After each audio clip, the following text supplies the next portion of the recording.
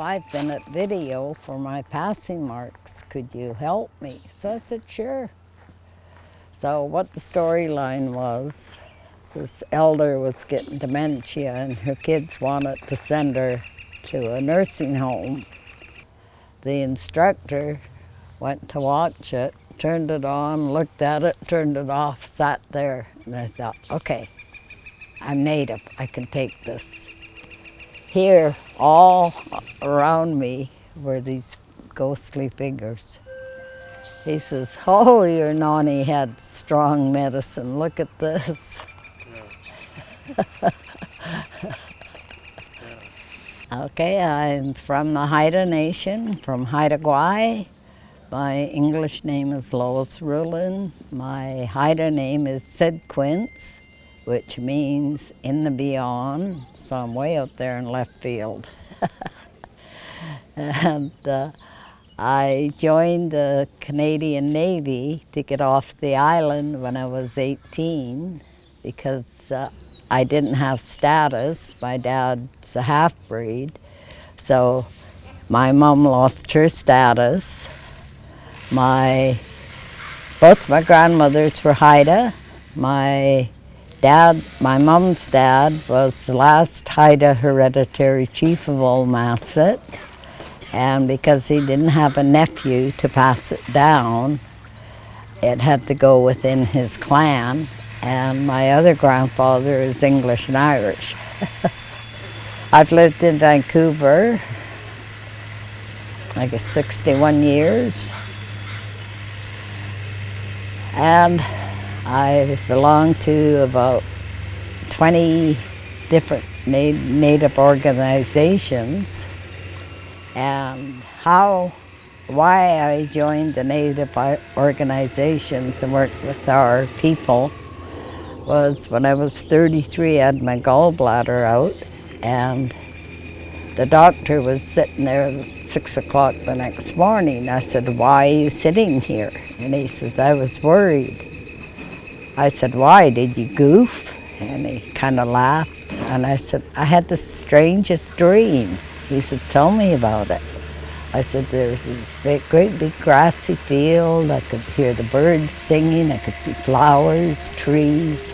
I said, right in the middle was a canal, and my grandfather's fishing boat was going up the canal. And I said, I was running on the grass. My two uncles who had died 20 years before were at the back of the boat saying, come on, Lois. And my grandfather, who had died the year before, was saying, no, she can't come. Doctor's face got white. He said, your heart stopped on the operating table. He says, and when we got it started, you were crying. He says, why were you crying? I said, my grandfather never said no to me. So I sat on Vancouver Native Health Board, I sat on the Pacific Association. I was the Vancouver rep for the Council of Haida Nation for 30 years. I was in politics. I sat on a Language and Arts Board. I became a daycare teacher when I was 50 because my friends in the Squamish Reserve needed one more person, so they talked me into doing it. So I said, yeah, I might as well. So I went back to school for a year and became a daycare teacher. And now I should retire. I turned 80 last year. But I work with the Ministry of Child and Family out in Surrey. They find the Aboriginal children that are in care, they find their families. And so far I've found, I guess, 5 or 6 different Haida families for these kids because I've got the family trees, so I know what families they belong to. Just one family, they gave me her name. And I go, I know that family, because she had her great-grandmother's name. So it's rewarding when you see the kids get reunited back with their parents or with the relatives. About 6 years ago, I went out to talk to them, and they said, would you come and work with us? Because you've done so much and you know so many people. Like one of the offices, we have what they call resident elders. We sit in the office for the day. And one office, a lot of young people used to come in and they would ask to speak to elders. And I love to talk.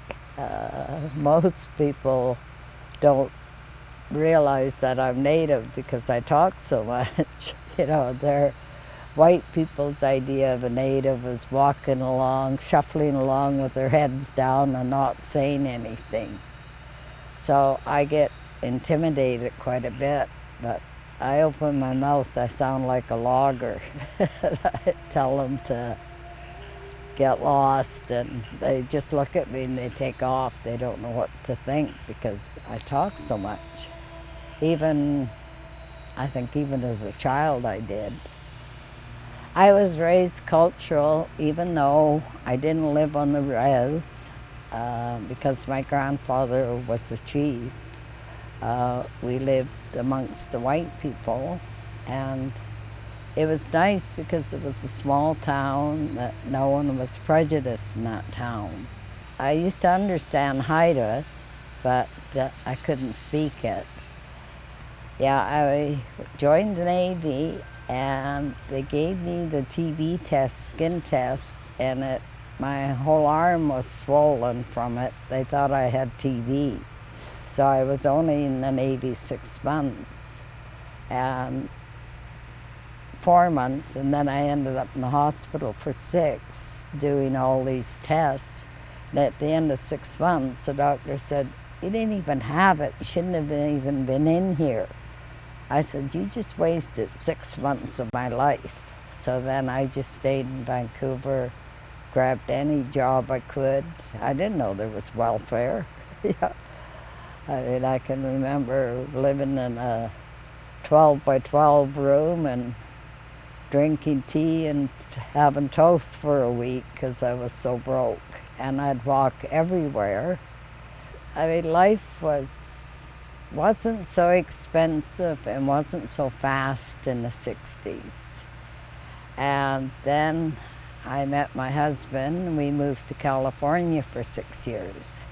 That was nice because they weren't prejudiced against natives down there. Didn't matter where I went, I got the job. Like I worked as a long-distance operator down there. And before that, I worked for an importing company. So it was neat because they weren't as prejudiced against natives. They actually liked Canadians because they said we worked hard. But I guess that's why I got hired. Well, I tell people, don't sweat the small stuff, and it's all small stuff. Just be happy. Don't let anyone get to you.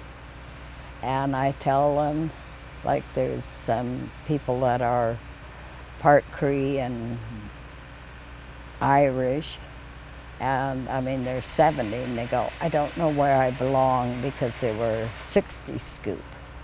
And I said, well, if you don't know where you belong, you're in trouble. I said, for one thing, you're a human being. Another thing, you're a female. That's all you have to know.